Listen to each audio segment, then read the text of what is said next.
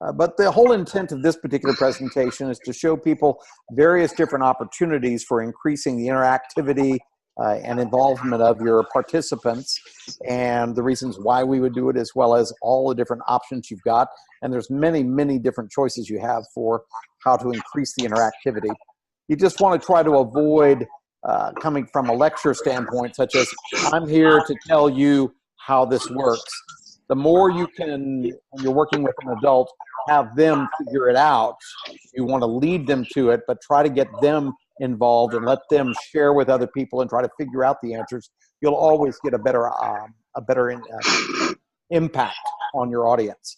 Now, I do have a, let's see if I've got this here, a little screen I can share with you guys. So I'm going to share our PowerPoint program. Let me see if I've got that. There it is. Good. Got the PowerPoint, and let's just play it from the start. That sounds good.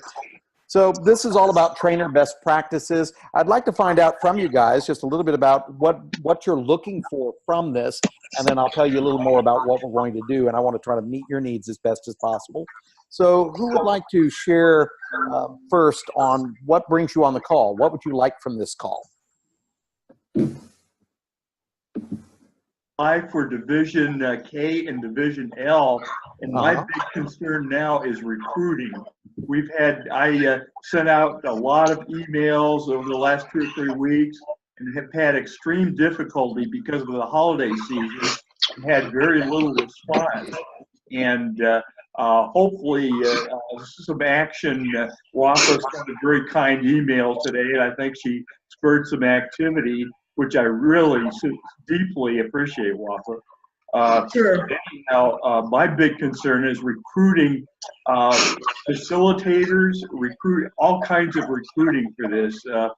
I've got to do kind of find out exactly where we stand, but as of, let's say, 2 days ago, it wasn't very good at all. And I got Jim, if you don't mind, this session, Jim, yes, session is focused mainly on the trainers, not the chairs. So I see.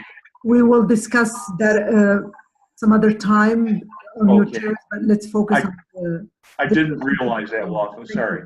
But something I can do to address that, Jim, is that one of the best places to get the trainers for the officer role trainings is to get the list of people as early as possible of who's going to attend, and choose some experienced people to either, 2 or 3, to either do a little panel, or if somebody wants to step up as the sole presenter, that's where you're going to get some of your best presenters. Find somebody who's already planning on being there, and then reach out to them and say, hey, you've got a lot of experience in this. Would you be willing to present this particular session?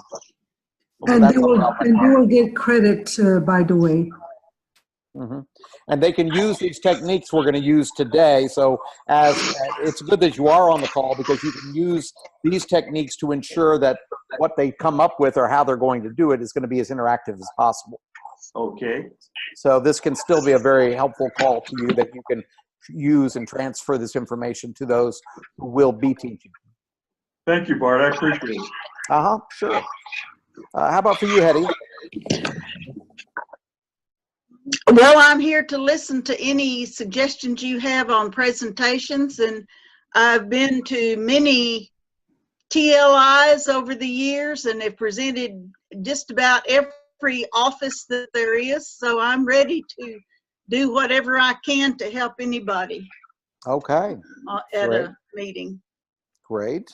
How about for you, Don? What are you wanting out of this call? Well, so the one thing that I've always been impressed watching you, Bart, and I'm trying to emulate it as best I can, is your ability to get the group engaged in the beginning, with some clever icebreaker method that gets the crowd engaged. And I feel like if you lose them in that first 5 minutes, it can make for a really long night. So any tips on getting that initial 5 or 10 minutes where you've got the opportunity to get the crowd enthused, remind them while they're there, get them engaged. Anything that can help with that, because at least for me, I feel like that's a crucial time where you can make or break a session, or you can't make the session in the first 5 minutes, but you can break it in the first 5 minutes. You know what I mean? That's true. You don't want to lose your audience at the beginning. So the more you can engage them from the very start, the better. So we'll definitely work on that as well. So thank you, Don. How about for you, Ryan, or actually Blanca? You're already unmuted. You want to share with us what brings you on the call? What would you like out of this? Well, I have a mini TLI coming up pretty soon on the 19th, and I feel like I'm totally unprepared for it. Okay. Well, we're here to support you and help you through it, since many of us have done this and organized these, and it can happen. As I'd mentioned to Jim, this is a great opportunity to take this information to the people who you may have yet to bring on board as some of your trainers. So this is something where you can also lead that with this information. So we'll work with you on that. Great. Okay. Thank you. And Ryan, how about for you? Yes, sure. Part of it is how do I craft the content related to Vice President of Public Relations in a way that's optimal, perhaps based on your experience teaching at TLIs, and I know you have plenty of that. And I know you spend, 90% of your time on the road teaching people. So I'd like to learn a little bit of the Bart Loeser magic and passing information on to folks. And it sounds like already get something, you've already queued up some thoughts about how to be more interactive. And so I'm looking forward over the next 50 minutes to learn some more. Well, thank you, Ryan. And one thing that you can utilize here is that it's not magic. It's something that, as actually, the more you can get them to teach each other what they know, or even bring up things that they may be have misconstrued, it's a great educational opportunity to have them sharing instead of it being more a lecture. So we'll definitely work on some techniques for that, for whether it's VPPR or any of those sessions. And Brian O'Connor, how about for you? Would you mind sharing with us? Sure. So I think you just touched on it, but one of the things that I'd like to figure out more on is how to convince officers that it's not the same stuff that they had in the summer. Because a lot of times they seem dissuaded about going to, like, I already did this. Why am I going again? So things like that. Great point. And always try to position anything you're going to do in the most positive way. And the most positive way to position to somebody who's been to many trainings is they have expertise, and sharing that expertise is invaluable in these trainings because they're passing it on to the next generation. So essentially, it's their way of giving back to the district by sharing what they already know. So you want them at these meetings so that they can teach people what they've learned, what mistakes they've encountered.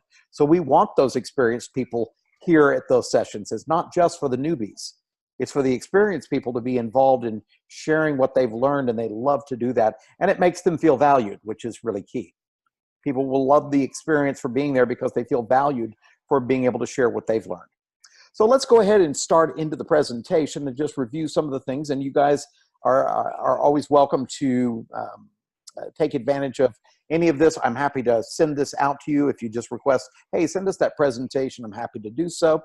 So if you'll notice here, one of the most important general principles, and this is for adult learning, is that you want to actively involve your audience most of the time. More than 50% of the training time should be them interacting with each other or sharing their ideas. So that's the goal, is to really spend more of your time getting them involved. It's a little harder to do in these online trainings, although it can be done. But I had one of my trainers who does these online trainings, when he got a chance to do a training at the TLI, he said, wow, it is so wonderful to take what I've learned and be able to do this in front of an audience, because when you're in front of a live audience, it's so much easier to involve people because you have the eye contact, you have the ability to really draw people in and get that involvement.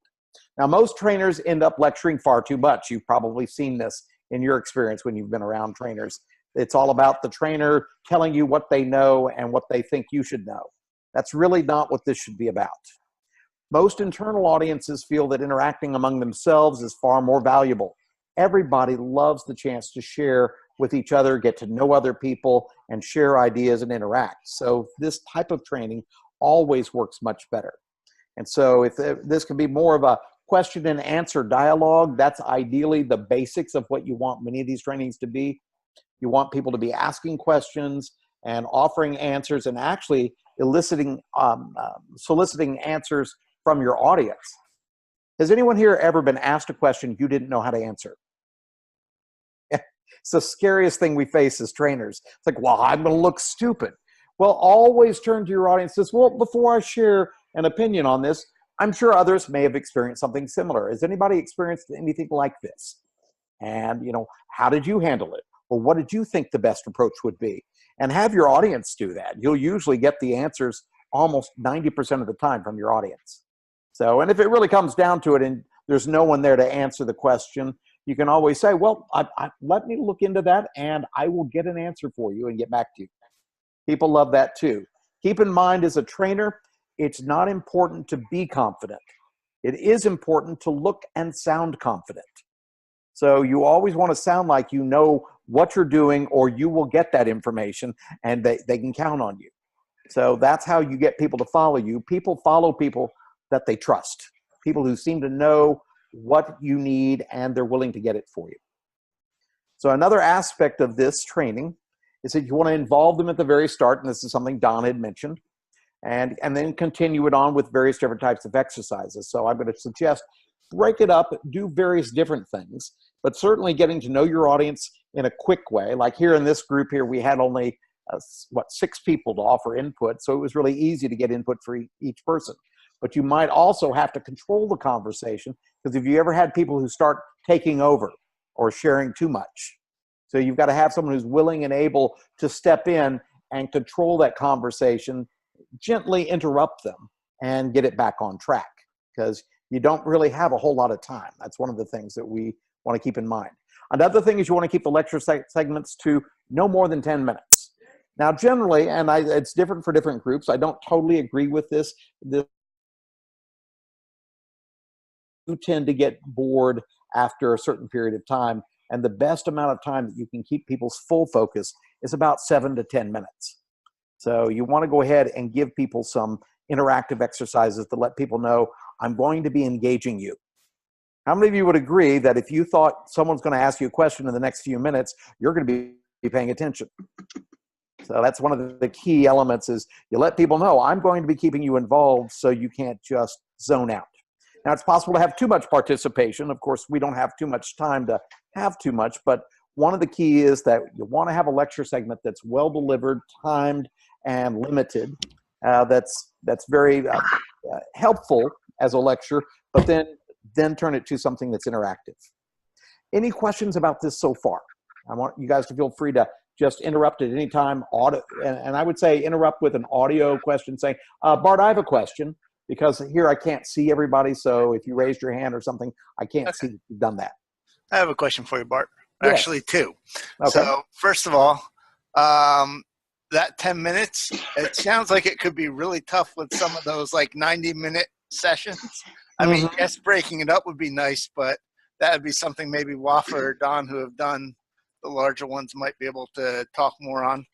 And then the other one would be actually, never mind, because I lost that train of thought, so I'll have to come back if I get it. That's great. Well, one thing I'll address there, Brian, and Don, you'll probably want to do this in your longer presentation, is if you can put people into pairs or triads, groups of 3s, and have little discussions and then share back, that can work really well. Now, when we did the big TLI, I had people sitting in a giant auditorium style where you didn't have people at tables, they couldn't turn to other people very easily, so you had to keep the group small.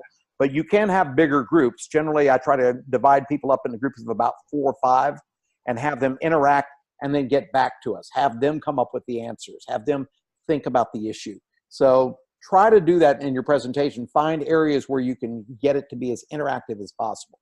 Yeah, So to add on to that, Brian, with the 90 minutes that I've done in the past, and I know other people have done them as well, I tend to break it up into 3 30-minute pieces or something like that. And I think just by accident, I've done kind of what Bart is suggesting. There will be about 10 minutes of lecture. And then the plan is always to have about 5 minutes of interaction and then 5 minutes of feedback from the group. And those 2 5-minute sections always tend to go a little bit longer. And the whole thing ends up being, closer to 30, where whatever the interaction is that they're doing, it's supposed to be 5 minutes, but by the time you get them back, it's 7 or 8. And then you get their feedback about what they talked about. And, you've chewed up a half hour with only 10 minutes of lecture. Yeah. So you still have to deliver enough of the material. So you have to plan out what you're going to deliver yourself versus what do you have them thinking through or delivering to your audience. Exactly. Great. Thank you. So any other questions? Okay, we'll move on. If you have a question at any point, just step in. So one of the keys is establish rapport with your audience. This is why I like to do fun things with my audience that grab attention. Everybody knows my stepping in a box, like when I'm trying to get people to think outside the box. So I did the whole box thing. I'll do things such as standing up on chairs, as long as you've got a very sturdy chair. Again, depending on what your level of comfort is. I'm very comfortable doing things like that. But one of the most important ways to establish rapport with your audience is sharing a little bit of personal story. Again, keep it brief, but sharing something personal about yourself, especially about something you've learned or especially from a mistake. Now, does anybody know why I would have you share learning from one of your mistakes? How does that build rapport?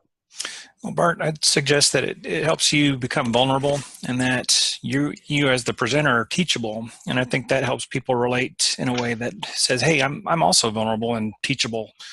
Exactly. And people love it when you show your vulnerability. And when people talk about what a great trainer I am, it's like, hey, I've got a lot to learn. And I haven't always done it perfectly. And I love sharing my failures because people like to know, oh, wow, so I don't have to fear failure so much. No, take a risk, learn from it. And the biggest thing other than that to build rapport is always remember to connect with that eye contact and with those smiles. That's another big key here, so to build that rapport. Another thing that's important is identify the benefits of the training, especially to those who may be doubtful of why they're there. I don't see why I'm here, so let's say it right up front, especially for the people who are experienced. Obviously, the people who are inexperienced might see why they're there, but the benefits of the training for someone who says, I've already been through this, I could teach this. It's amazing how much you can learn from someone else's experiences. And that's why we want to learn from each other's experiences. But I definitely want them to know that what they have to share is just as important as what I have to share. So make sure you let them know you're going to be involving them. As adults, they like to know the what, the how, and the why. So our job is to be explaining and demonstrating to them these factors. Another piece here is that we're going to provide a few opportunities where people can practice certain things. So again, depending on what you're working on in terms of what type of training you're doing, you want them to have an opportunity to practice particular types of techniques. Like one of the things I love to do is give people a list of options and have people go through and say, and find, okay, in your little group, I want you to tell me, what do you think are the top 3 things that you would choose that you think would work best? And I might have a dozen things, but I'm going to have them choose, and each group would come up with something different, and then we report back. People love to have an opportunity versus me just saying, here's a list of things you can do. Here, and I just give them, here's a list of options. You guys tell me what you think would work. And people love working with that sort of thing.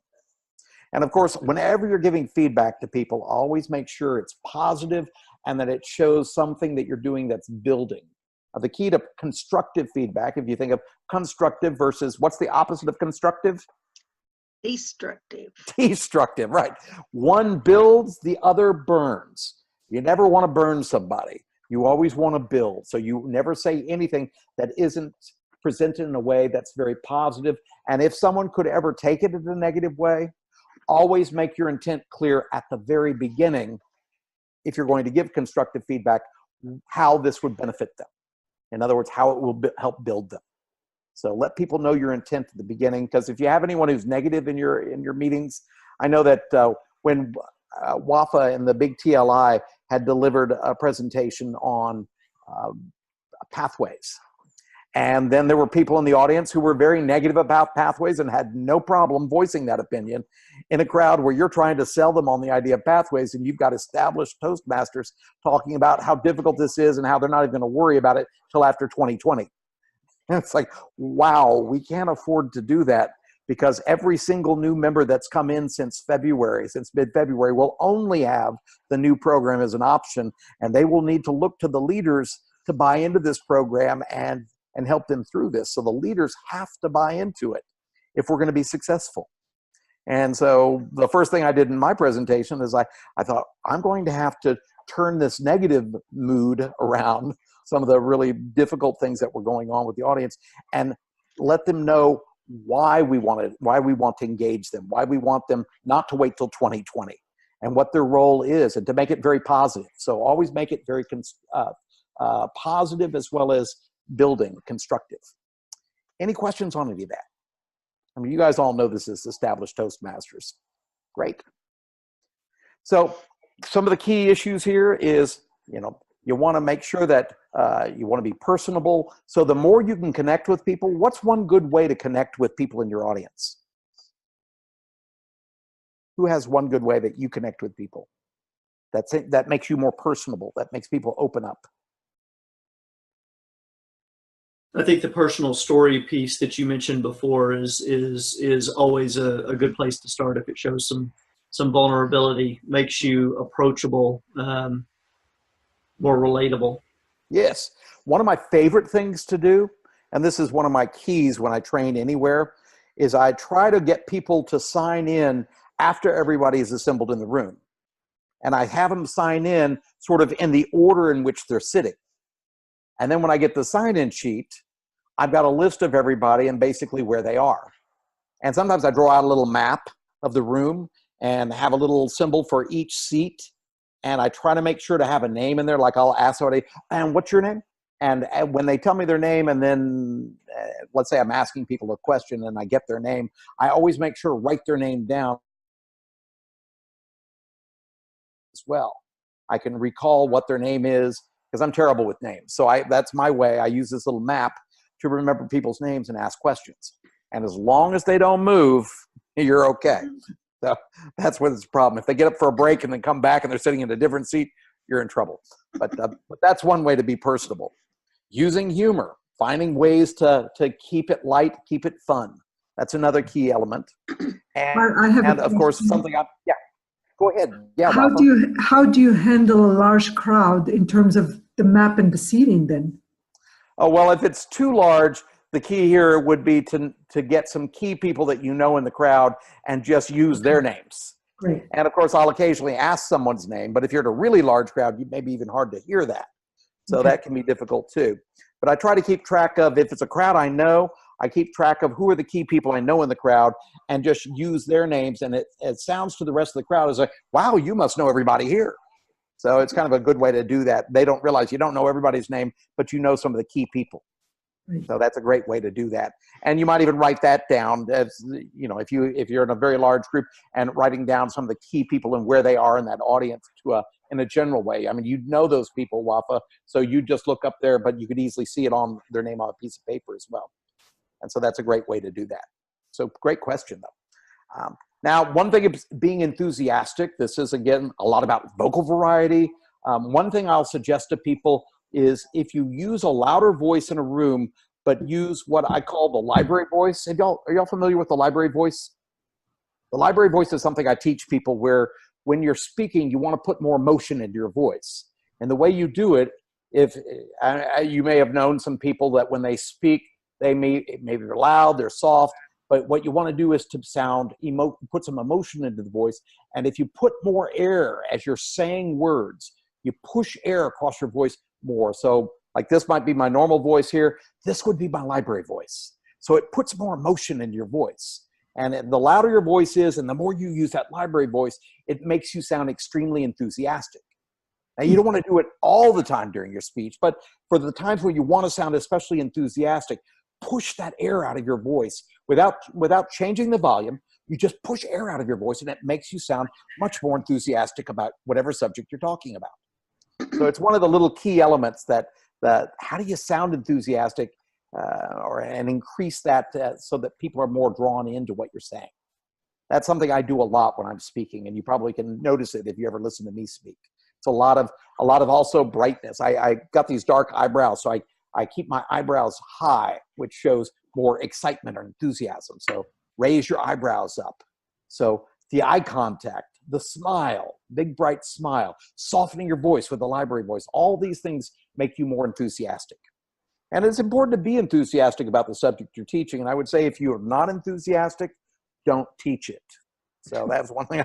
Find somebody who is enthusiastic, or find a way to find the enthusiasm in the topic, why it's important.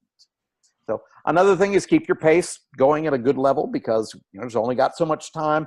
And if you keep the pace a little bit on the faster end, it gets people more excited about where you're going and they stay following you. Another thing is, because you may know some of the names in your audience, give recognition and always give credit to people when they come up with a great idea or they share any ideas. I hadn't thought of that before. How many of you heard the library voice there? I hadn't thought of that. Another thing, wow, that's a great idea. I like that. Like, let's just say, for instance, Blanca comes up with an idea. And I say, Blanca, that's a great idea. I was thinking the same thing. Now, I'm glad you think that it's a great idea. Yeah. Is that a library voice? Well, that would be the library voice, and it sounds enthusiastic. But does this sound any different, Blanca, if I say, Blanca, that's a great idea? Which is better? Yeah, that's good, but it's first time I've ever heard the concept of library voice. Oh, okay. Yeah. Yeah, the library voice is what puts the sound of niceness in your voice. So I teach it in customer service, but it also puts emotion, enthusiasm in your voice. So that's why practicing that. Now, you don't want to do it in a real soft way, the way Marilyn Monroe did. She did the same thing, and it did make her sound more vulnerable, but you don't want to sound like you're asking, like you don't know what you're doing. You want to sound confident as well. So a louder version of the library voice sounds confident but caring. And that's what you want to come across as. But when I asked Blanca just a moment ago, did anybody hear the difference between when I said, Blanca, that's a great idea? I was thinking the same thing. Versus, Blanca, that's a great idea. Which has a bigger impact? Well, you added additional verbiage to it. So that also helps a lot. Well, it helps. The message is not truncated. Mm-hmm. But if I were to say, hey, I think that's a great idea. I was thinking that myself. Duh. Yeah. No. But that takes some of the credit away from what Blanca came up with. And I want you to feel special. So to make you feel special and let the audience knows we've got some people here who know what they're talking about. And it makes the value of that for everybody in the seminar better if you get them to come up with the idea and praise their idea without even mentioning you. Yeah, I've had the same experience, or sharing my piece of this, that becomes too much more about me, and I want to make this about you, my audience. So, and that's really the key to engaging your audience, is you let them know when you do come up with a great idea, it's your idea, and I don't need to share it, even though I might have thought of it. I'd rather it come up like, this is the first time I've ever heard. That's a great idea. It's then like making them feel like they're the only ones in the room with a great idea. Exactly. And then more people are willing to do that. So, yeah. So that's another little key thing, is that giving that recognition is the key. So we have an activities worksheet that you all may have seen. I've sent it to everybody except Blanca. I don't think, because you just got on the call. So I haven't sent it, but I want to go through this, and I'll make sure everyone has a copy of it. But what we'll do is just go through. There's a big list. I think there's at least, 30 things here, different types of activities that you could use. So let me see if I've listed any of them on this one here. Well, these are just some different types of questions. So before I get into that, I want to go ahead and, there we go, the survey questions. So here's some ways in which you ask questions to a large group, because how you ask those questions makes a difference. One is the survey.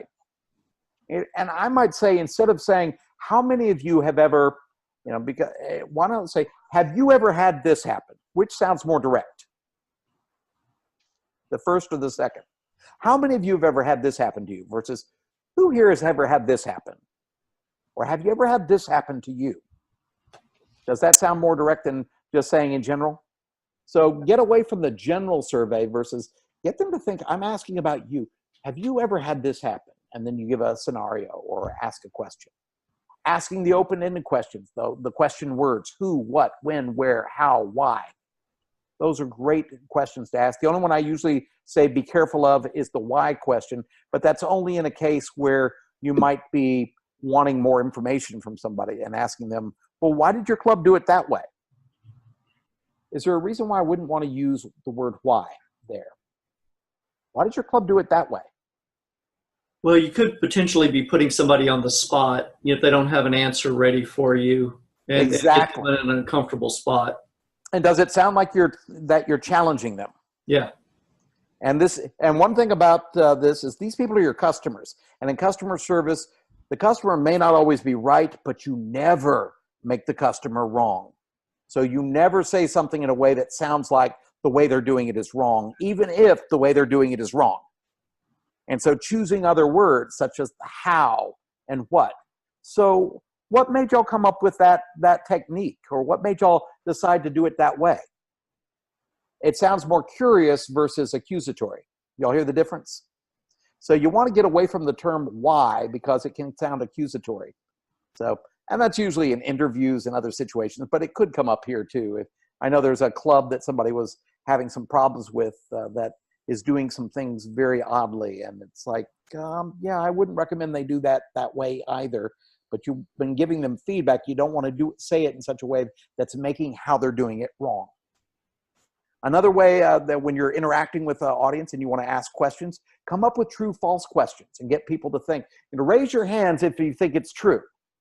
Versus, and I usually say over your head. Anybody know why I would say raise your hands over your head? You ever had some people raise their hands like this? No. And you're not sure if they're raising their hands or not. It's like they're not really committed. This is a commitment. This is like, you're not really sure if they're committed or not. So, and especially if you have a big audience, you want to see those hands in the air. And you want everyone else seeing those hands. So if you're going to be asking the question, always remind people, I want you to make sure to have your hands over your head if the answer is true. And if it's false, keep your hands down. So that's another way to get people involved. Ask the group to give their opinions about something that you said or a part. So instead of me giving my comment on something somebody might have said, I said, well, who here can relate to this? Or what did you think about that? Who has an opinion about that? And get their opinion. So that's another way you involve the audience instead of running the show. It's not your show. It should be their show. Everybody get where I'm going with that?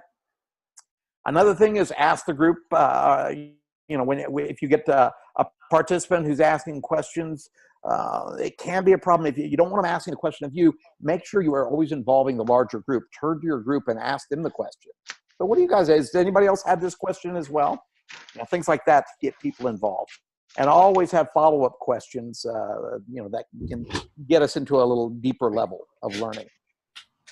And one of the last areas here that I wanted to cover is tips for managing discussion, because you can have some people who want to take things off point, let's say.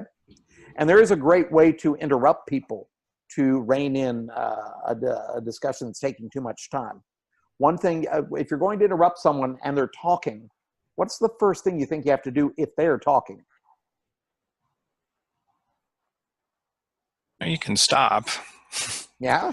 So in other words, if they're talking and you need to rein in the discussion, one thing you have to do is you got to get their attention. So you got to stop, as Ryan says, and get their attention. So you say something, but it's got to be polite. So what's a polite way to get someone's attention?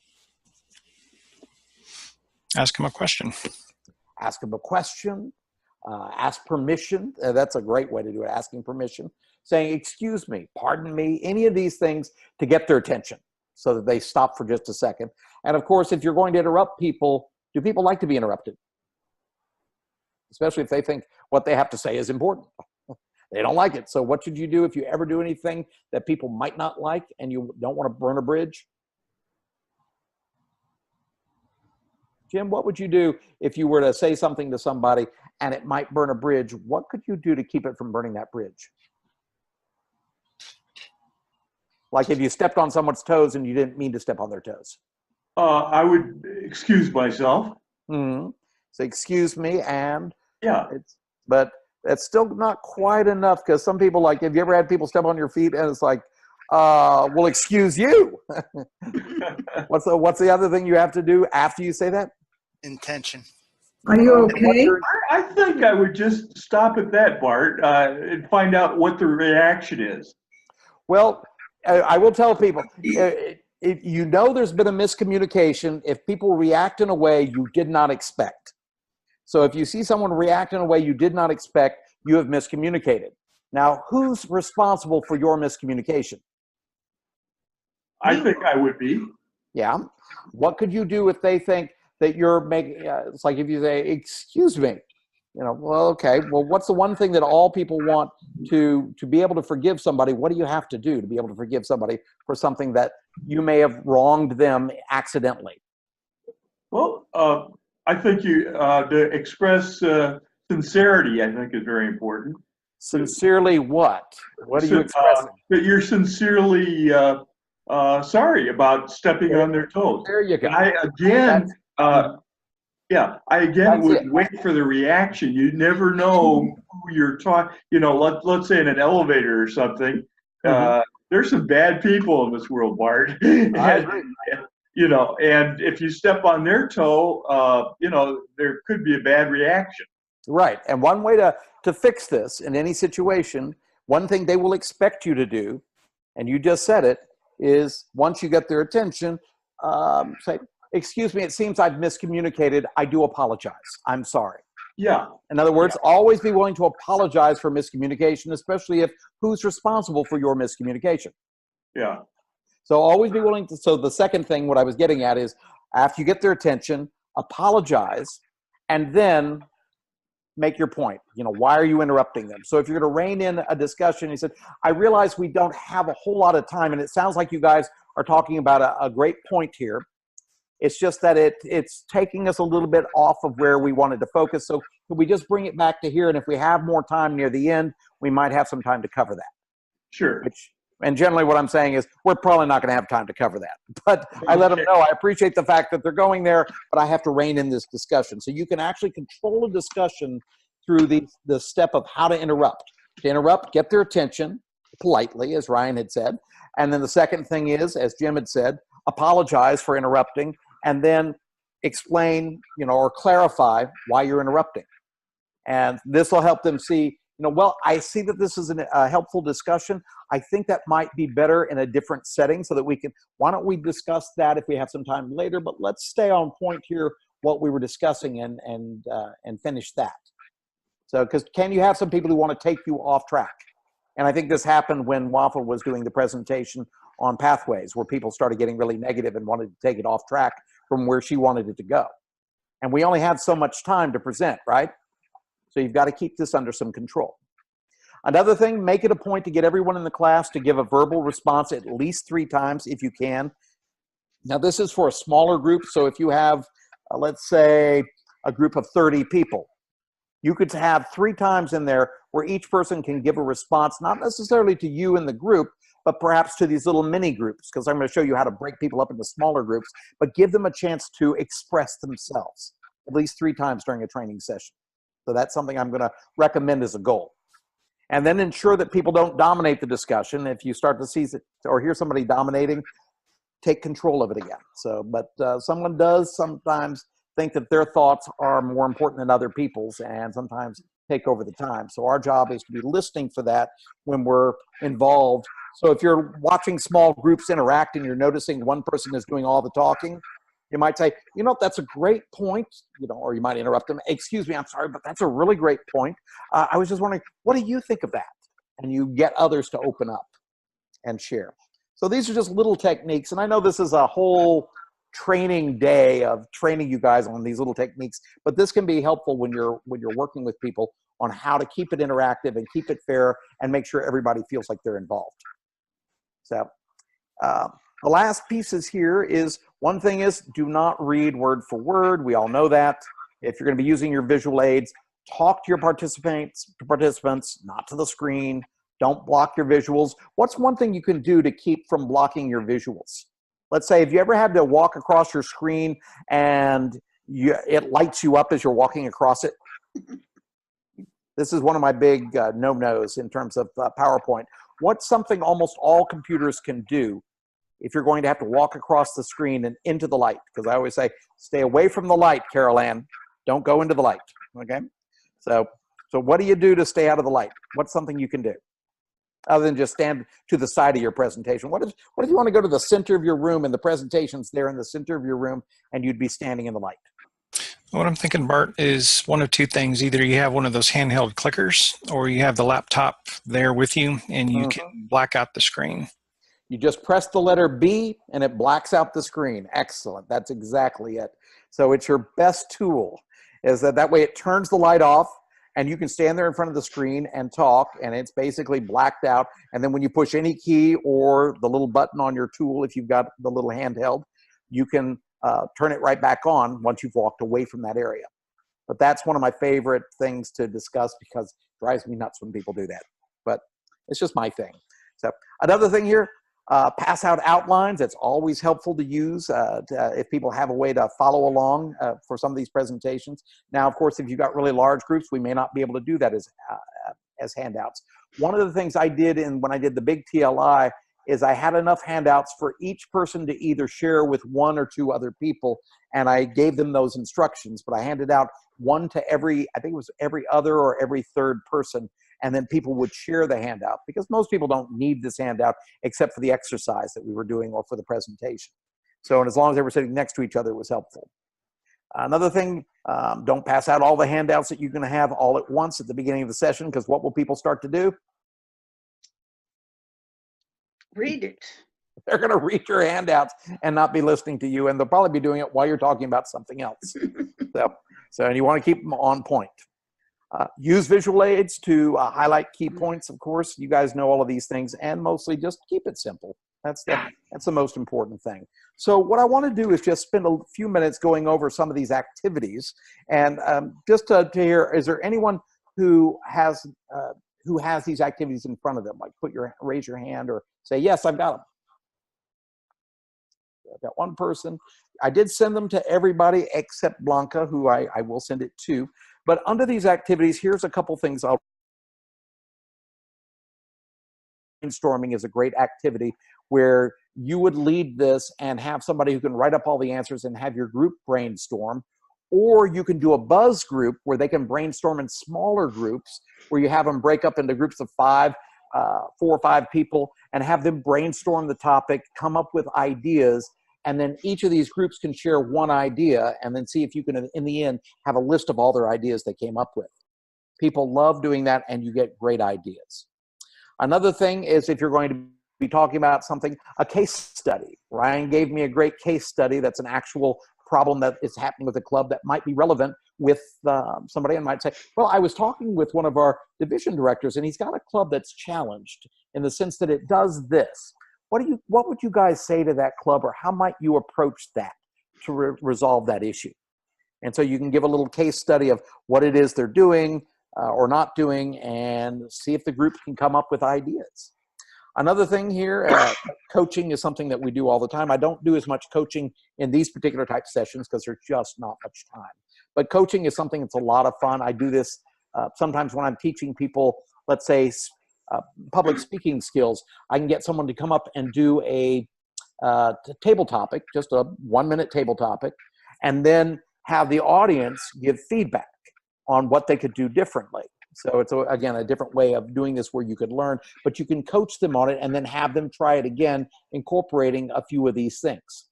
So the coaching is where they actually practice it, and you give them feedback as they practice it and improve. You guys probably won't have a whole lot of time for that, probably won't have a whole lot of time for debate, but debating an issue, because there's always at least 2 sides to an issue, 2 very opposite sides that are equally valid. So you can have people actually discuss and debate a particular issue of what's the merits of doing this or not doing this. So we could have done a debate, let's say when Wafae did the pathways, we could have had a little debate of a panel of people who say, I'm not going to get into pathways. I know I'm an officer, but I'm not going to do pathways until next year. I'm not even going to try it. And then there's the others who say, we need to stop everything we're doing and get good at pathways right now for our new members, and then have them debate the topics. And then in the end, people kind of come up with themselves of what's the best way to handle this situation.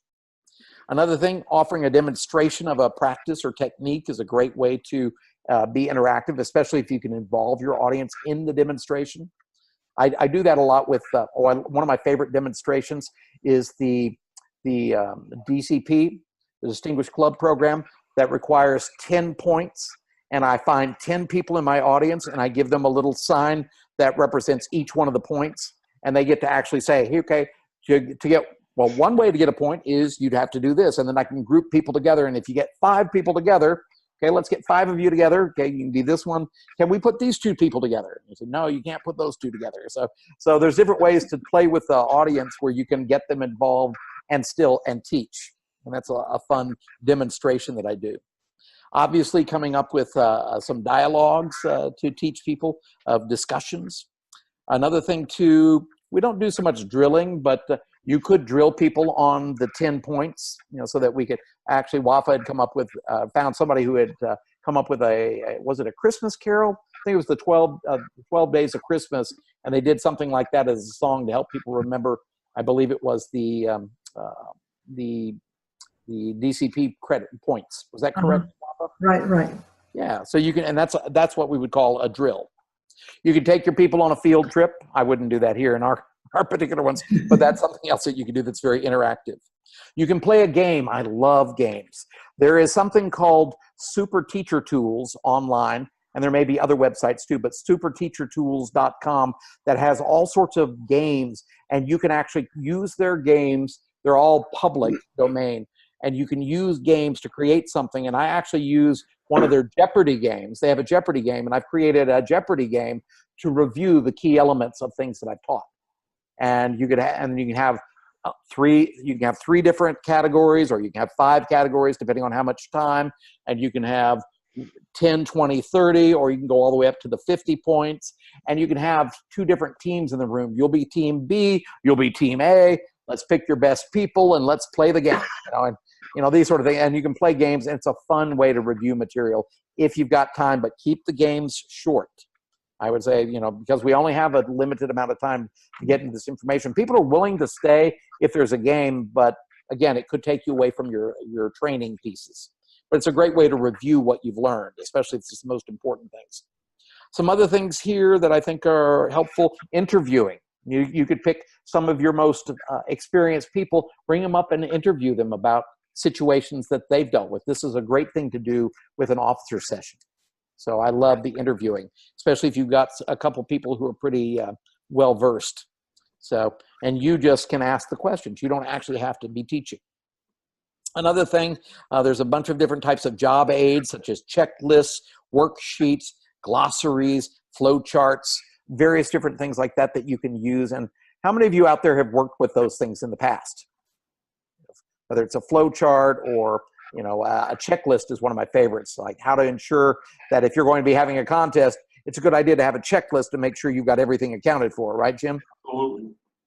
Yeah, so these are what are called job aids that you can use in your presentations as well. Of course, there is lecture and little lecturettes. I'd recommend a lecturette and not really lecturing. But as long as the lecture is entertaining and you're doing lots of physical things as well as a lot of things with your voice, as well as using the words, it works well.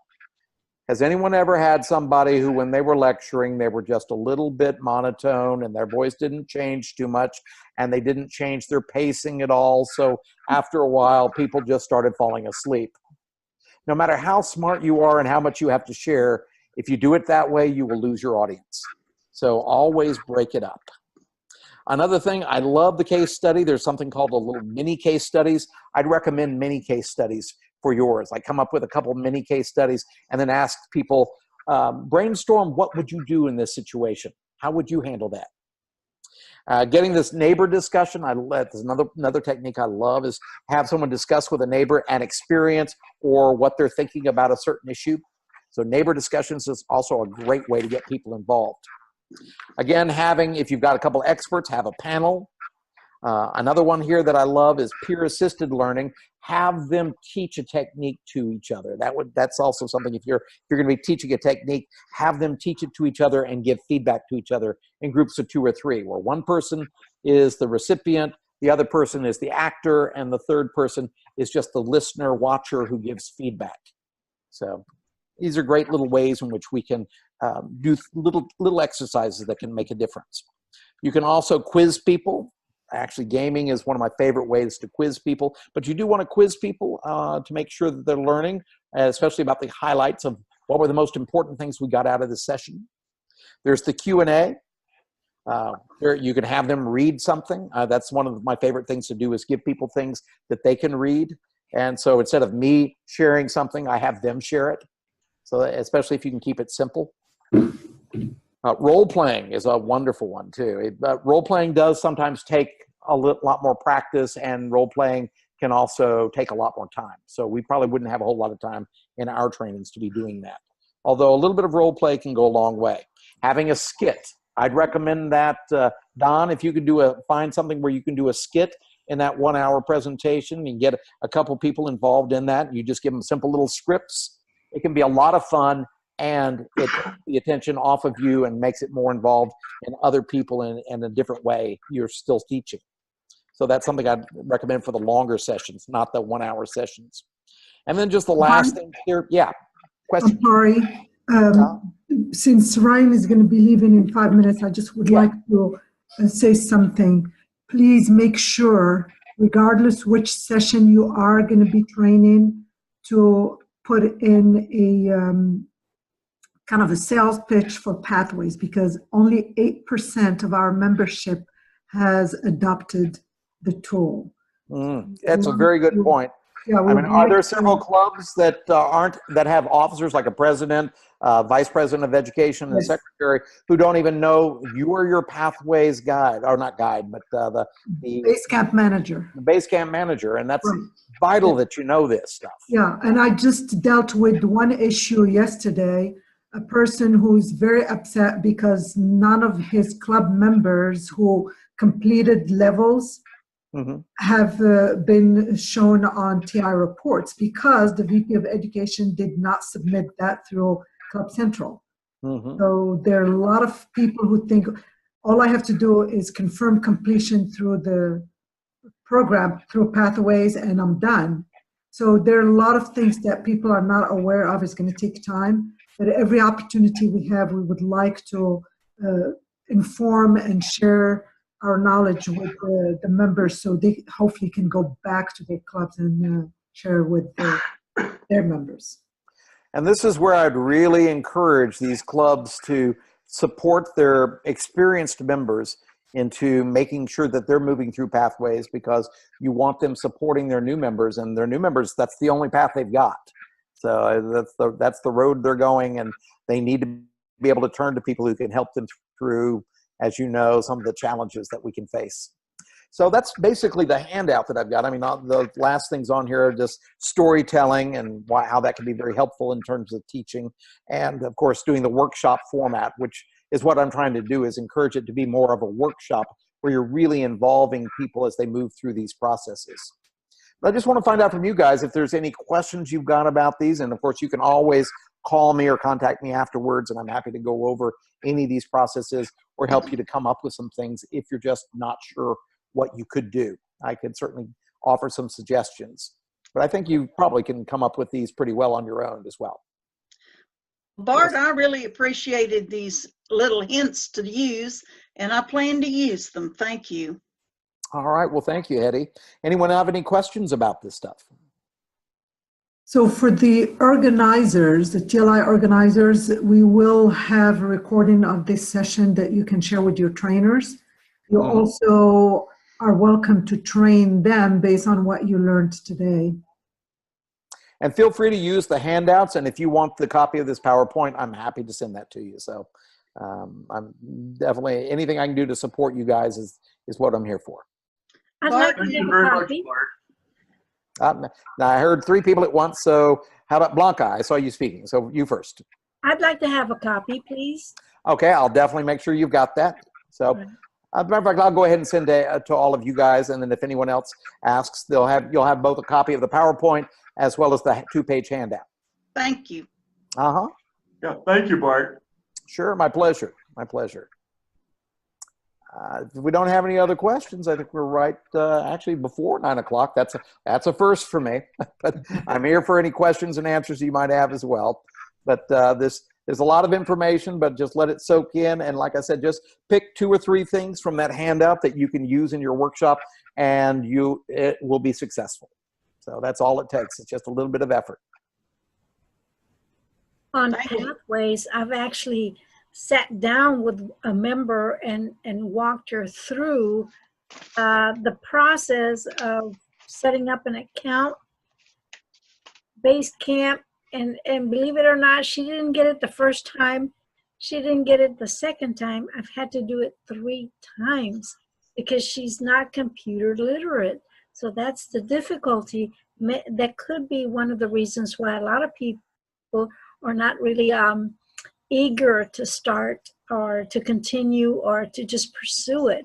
Mm-hmm. The time element involved is also something that's blocking some people, because you have to actually sit down for an hour and a half to 2 hours to read through everything to get to the pre-test, post-test, and then print out all your projects. Some people don't have printing capabilities. So I've had to meet with her at a public library because she was trying to do her pathways on her phone. I've had to do it on her phone, on her tablet, and then on a big computer with her. That's why it's taken me 3 times so she can see the difference. And I said, you really have to get a big screen computer or desktop or public library so you can also print, so that if you didn't pick it up the first time, you can just read through it. So it's difficult for some people. Especially if you're not computer literate, because one of the most important things, and I had this happen when I was evaluating somebody, I wrote their evaluation and I thought it was pretty good, and I forgot to save it. And then when my system locked up and I tried to get back into it, it was gone. Then I was mad, and then I had to recreate it again. But that's why I'm always am in the habit of, the moment if you're going to download something, and let's say whether it's your speech or your evaluation, always save it to your computer. And that way, at least once it's saved on there, the chance of it saving it again is fine. But if you didn't save it yet and you're just typing in there, the chance of losing it is good. And those are a lot of little things, Blanca, that people who are not computer literate are going to be frustrated by. In the future, this isn't going to be as big of a problem, but right now this transition does present some big challenges.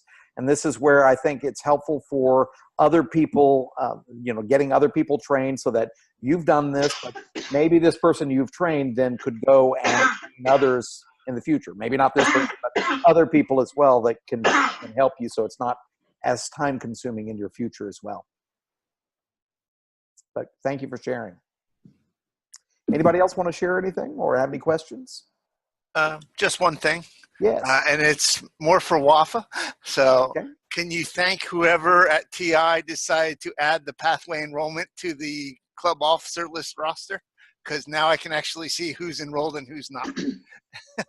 I'm sorry, say that again. So when you download the club officer list roster, it actually has a new column for pathway enrolled. So I can actually get after the Basecamp managers and make sure they're actually enrolled now.